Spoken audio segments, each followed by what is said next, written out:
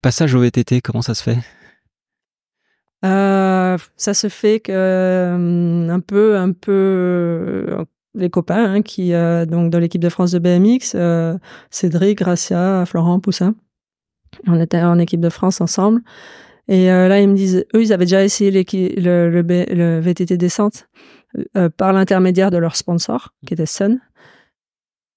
Et ils disaient, ouais, c'est trop cool comme discipline, tu devrais essayer. Donc c'était 93. Il y a les championnats du monde à Métabier, en France. Et franchement, tu devrais essayer, c'est trop cool. Mais bon, voilà, moi, j'avais pas de sponsor. Mon sponsor de BMX à l'époque faisait pas de VTT. Mais j'avais une connaissance à mon frère qui traînait un peu sur les courses. Donc, on lui a demandé éventuellement de demander si quelqu'un pourrait me prêter un vélo. Il a trouvé un vélo. Donc, ça aurait dû être un vélo Gitane.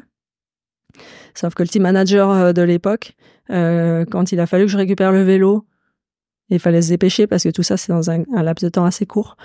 Quand c'est quoi le laps de temps, pardon? Je crois que j'étais partie en vacances après les championnats du monde de BMX, qui devait être fin juillet. Okay. Et fin août, il y avait une manche de Coupe de France à Vars qui me permettrait éventuellement de me qualifier pour les championnats du monde de Métabier septembre. Donc j'avais un mois en gros pour trouver un vélo et me qualifier en fait. Et t'entraîner au passage quand même? Oh non, j'ai même pas pensé à ça en fait. Pour moi, fallait que je trouve un vélo. Déjà, je savais pas réellement ce qu'était la discipline du VTT de descente. Il y avait pas de bike park comme maintenant. Moi, j'aurais impossible de m'entraîner autour de chez moi. Il y a bien des petites montagnes, mais je serais descendue dans les chemins. Mais ouais, je crois qu'il fallait aller sur les courses pour s'entraîner à l'époque. Donc, fallait que j'aille à Vars. Donc, ce team manager est en vacances. Et j'ai rappelé la seule personne que je connaissais qui aurait pu me prêter un vélo. Et Max Commensal. Et qui était enchanté, parce que du coup, pour le coup, il me récupère aussi pour le BMX.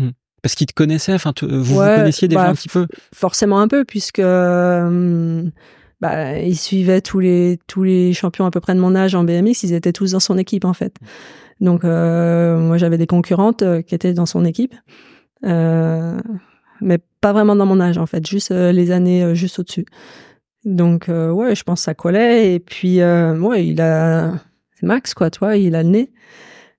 Et ça n'a pas changé. Donc, il m'envoie le vélo. En 3 jours, j'avais reçu le vélo. On partait avec mon frère à Vars, où je vais faire la Coupe de France de VTT. Et je fais un podium. Du coup, je me qualifie avec les élites. Du coup, je me qualifie pour Métabier. Voilà. Donc, début septembre, je me voilà partie à Métabier. Donc, c'est pas très, très loin de chez moi, parce que je suis dijonnaise. Et pour ce championnat du monde. Voilà. Alors, quand même, petit retour. Vars, première course, première expérience en VTT. Tu te rappelles un peu comment ça se passe? Enfin, je sais pas, la prise en main du vélo, les freins, les vitesses. Enfin, c'est pas. Ouais, bah c'était incroyable, c'était génial en fait. Toi, t'arrives, tu connais rien. Bah, tous les copains, ils m'expliquaient tout, hein. Donc surtout Cédric. Nous, pédale plate, on arrivait du BMX, donc pédale auto, vous connaissez pas. Hein. Donc pédale plate. Bon, les lycras, c'était pas top, mais on mettait des lycras, je crois. Donc, t'as été obligé de passer quand même des pantalons un peu amples. Je sais pas. Ouais, je pense que j'avais le lycra, ouais. Bah, j'avais la panoplie du VTTiste de descente à l'époque, quoi. Et donc l'anecdote qui m'a le plus marqué, c'est qu'en fait, donc c'était des manettes pour passer les vitesses, mais avec le stress, la course, la boule, ça glissait et tout. J'avais bien trouvé, moi je savais, je trouvais facilement la manette pour descendre les vitesses, donc c'était forcément de plus en plus dur à pédaler. Et mais par contre, j'arrivais jamais à remonter les vitesses. Donc, du coup, je finissais toujours la piste avec un braquet énorme et tout. Que tu pouvais emmener, parce que avec le BMX, t'avais un petit peu... J'étais puissante, moi, probablement j'arrivais à remonter un petit peu, ouais, mais j'avais pas bien, je gérais pas du tout les vitesses, quoi. Donc c'était un peu toujours la cata, quoi. Fallait pas que je perde trop de vitesse dans les virages, ouais. Bon, déjà, t'avais 2 freins. 2 freins, ouais. Ouais. Mais ouais, 2 freins. La gestion du frein avant, ça a été? Je sais pas, je suis pas bien sûr que je m'en servais beaucoup, hein, mais parce qu'en BMX on avait qu'un frein, donc. Mais c'est pas, ouais, ça s'est fait quoi. Ça s'est fait et puis ça se passait même plutôt très bien quoi. Puis je trouvais ça fun. Il y avait quand même quelques sauts, on roulait tous ensemble. C'était vraiment bonne ambiance quoi. Donc 3e, t'obtiens ta qualif, tu vas au championnat du monde. Comment ça se passe, Métabier? Métabier, pas du tout attendu. Hein. Moi, j'étais donc j'étais junior. La grande favorite, c'était Nolwenn Lecker. Et en fait, je gagne. C'était sous la pluie, c'était conditions dantesques, métabou quoi, métabier. Sous la pluie, c'est dur.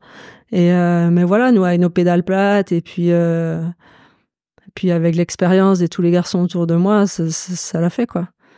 Mais j'étais pas, j'y connaissais rien quoi. Ça faisait 2 semaines que je faisais du VTT, donc moi, il y avait toutes les stars qui passaient et tout. Je connaissais personne. Moi, le seul truc que je kiffais, c'est que j'étais dans la plus grosse équipe de BMX du monde. Que j'allais partir aux États-Unis l'hiver faire des courses de BMX aux États-Unis. Que là, je faisais une discipline, je savais même pas où ça allait m'amener, mais c'était le kiff complet, quoi.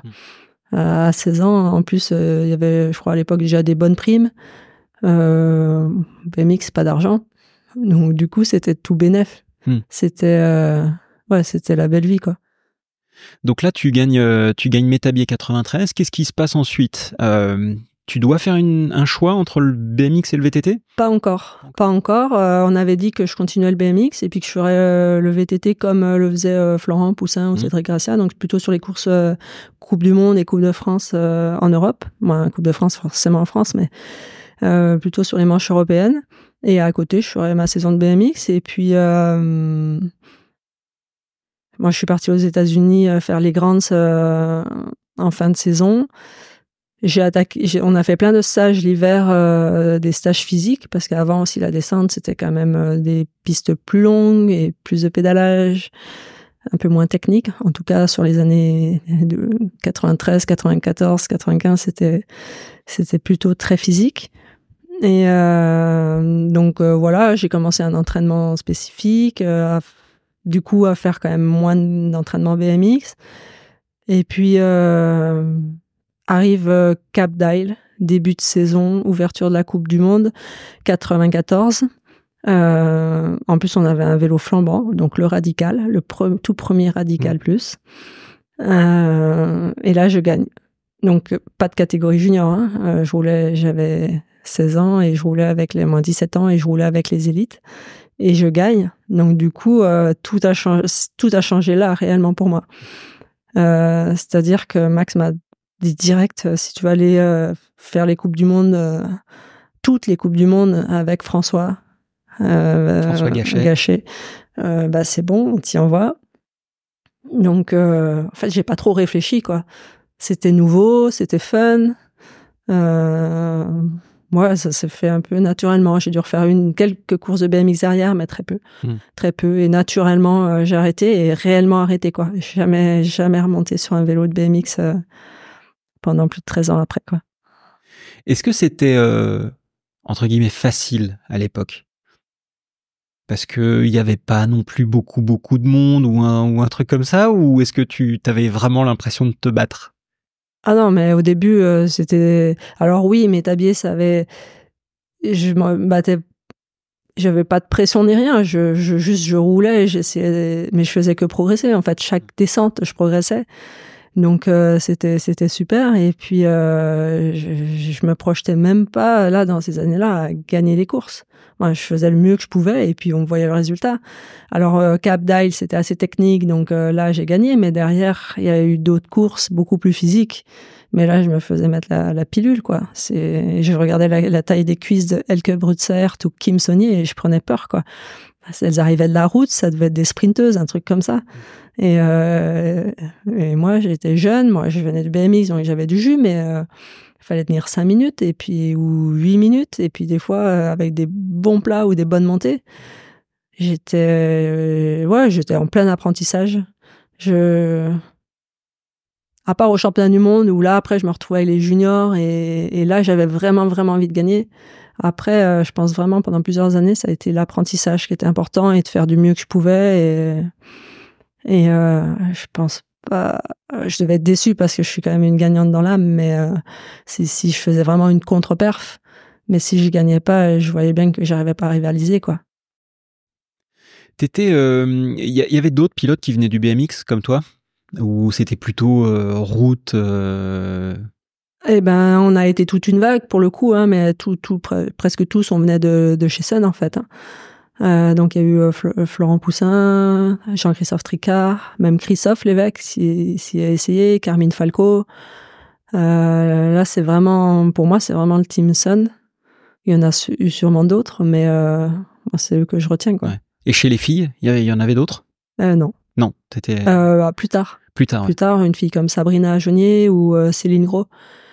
Mais là, moi, à mon époque, on était les premiers, ouais.